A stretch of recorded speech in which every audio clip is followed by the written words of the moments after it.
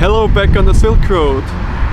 We haven't been live the last days because, as you already seen, we've been to Grozny in Chechnya and we didn't feel that confident to go live because of all the security police and so on.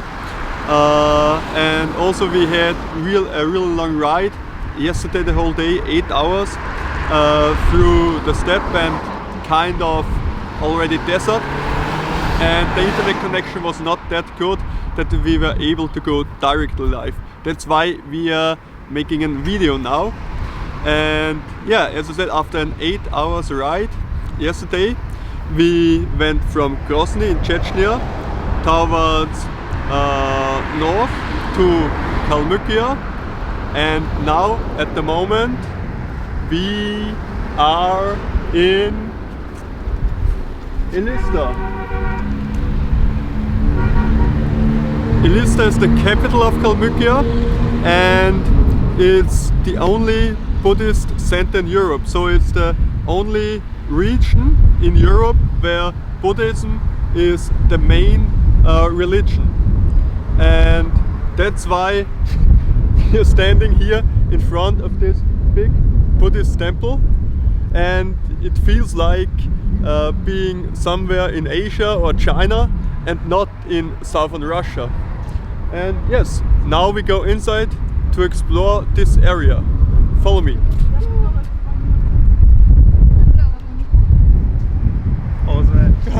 Oh, warm welcome from my side.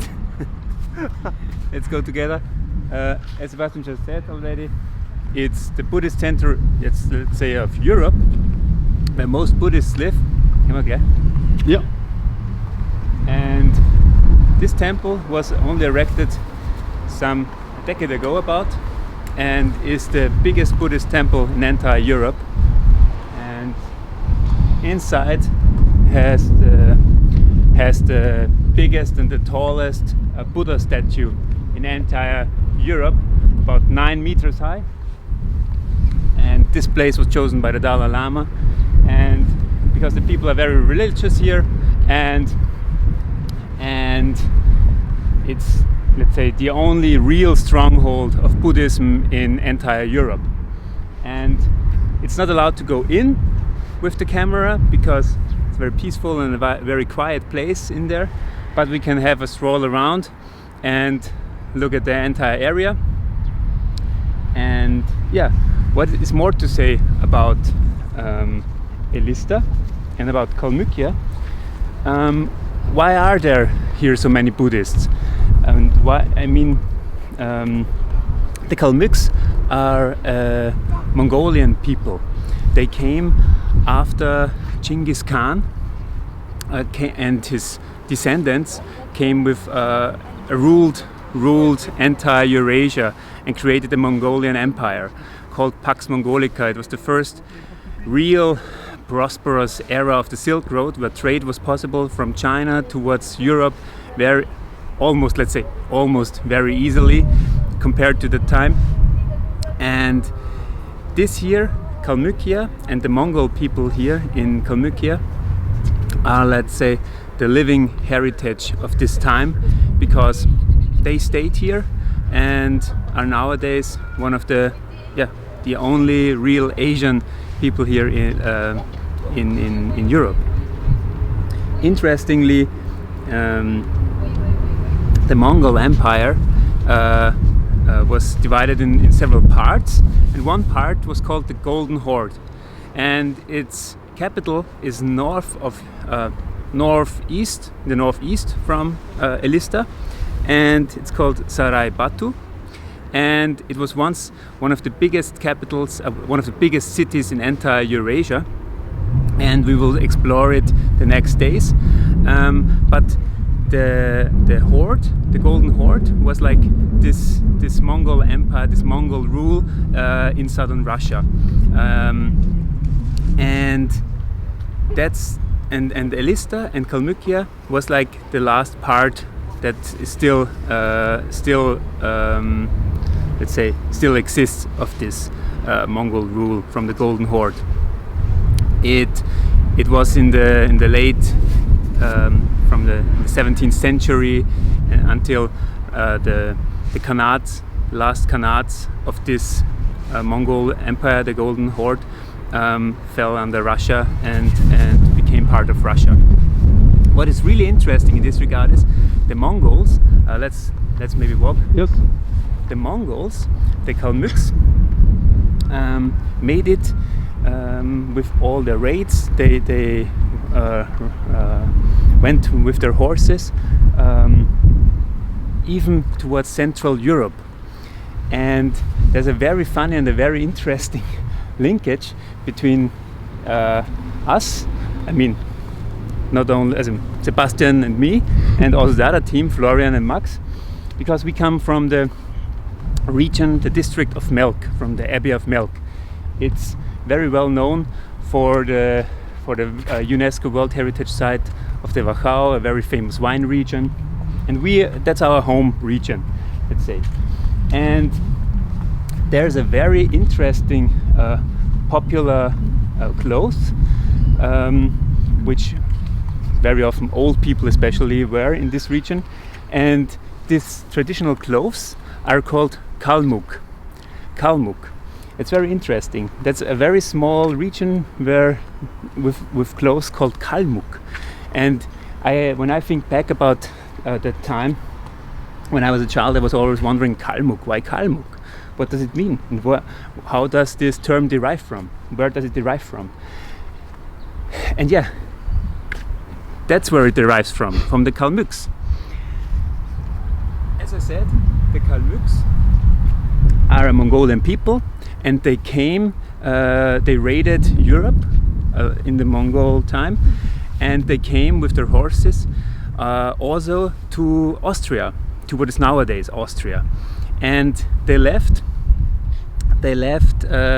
this fabric which the Kalmuk of Melk is made, the Kalmuk clothes of Melk are made of, the fabric.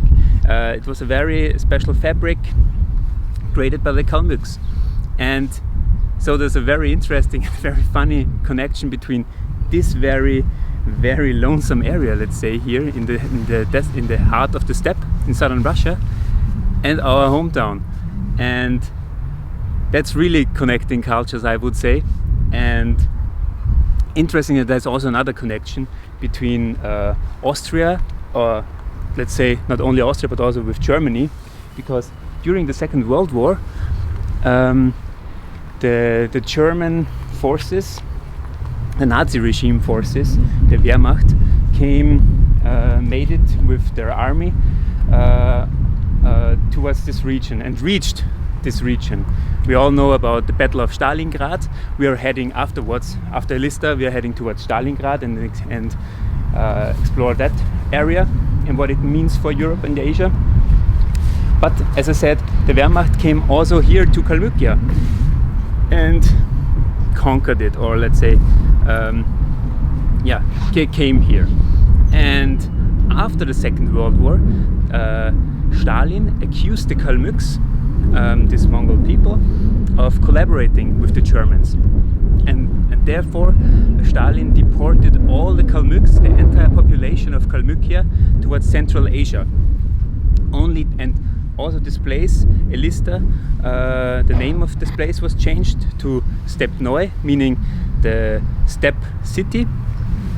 And so everything was erased from the Kalmyks because they were accused of collaboration with the Nazi regime. But about 10 years later, these accusations were, let's say, relieved, and the Kalmyks came back here to this area, and they were allowed to express their own culture more in this autonomous region of Kalmykia. And yeah, I will now hand over the camera, the video to Sebastian. I'm back, and he will tell you more about what does Kalmykia, where it is located with this special location in the desert, and what does it mean for infrastructure and connectivity. Yes, we already heard about the link to Austria with this fabric and to the link to the Second World War and so on.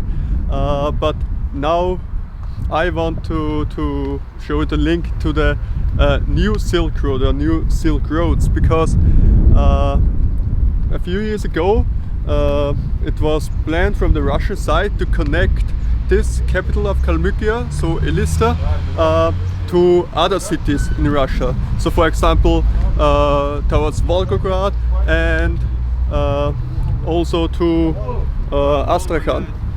And there were motorways planned, there was a railway connection planned, and these connections would have shortened the way on the new Silk Road, because it would have been the fastest way towards the west.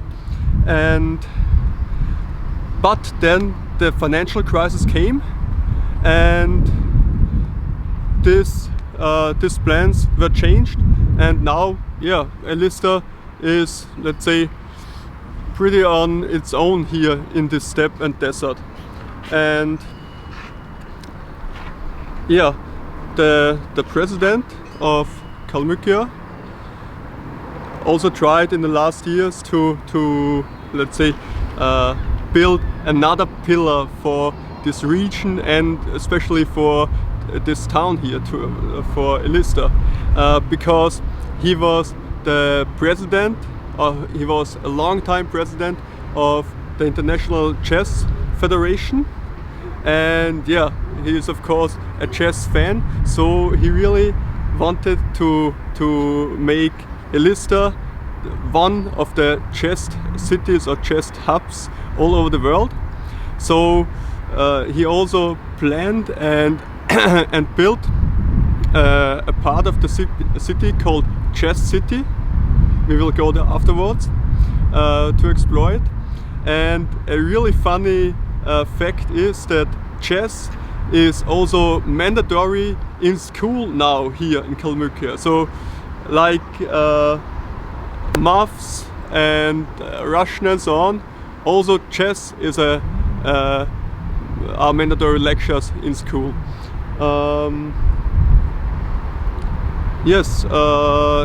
This president also wanted to build a few other chess hubs all over the world. Also, I think it was, where was I think it? in Dubai. In Dubai, he also wanted to build a chess city, but I think it hasn't begun yet. It hasn't begun. Yes. Due to there was not. I don't know what about the funding. No, but no financial project stopped. I think it went on with it. Yes. But it's really interesting how. Should I take? Yeah, you can take it. How chess, the game of the chess game, is really, let's say a symbol for Eurasia.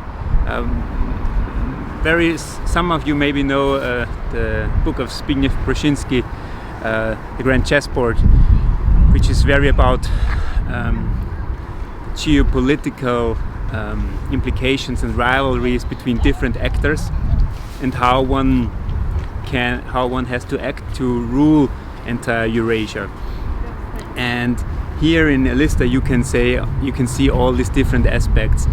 You can see historical aspects, as we saw already with the Mongol Empire, and this is the last remnant of it in this region.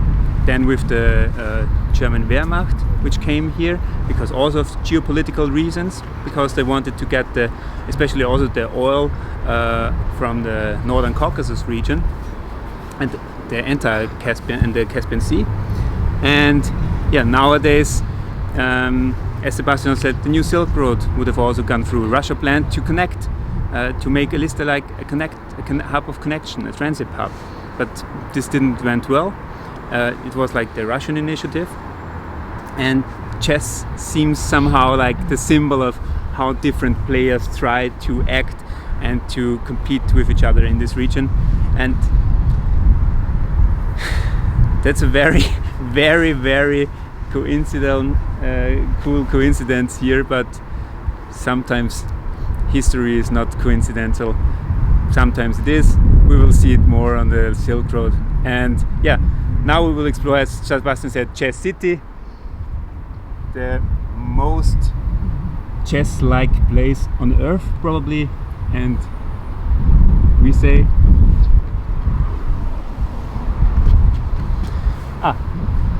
Mani Padme Hum. Sorry. Om Mani Padme Hum.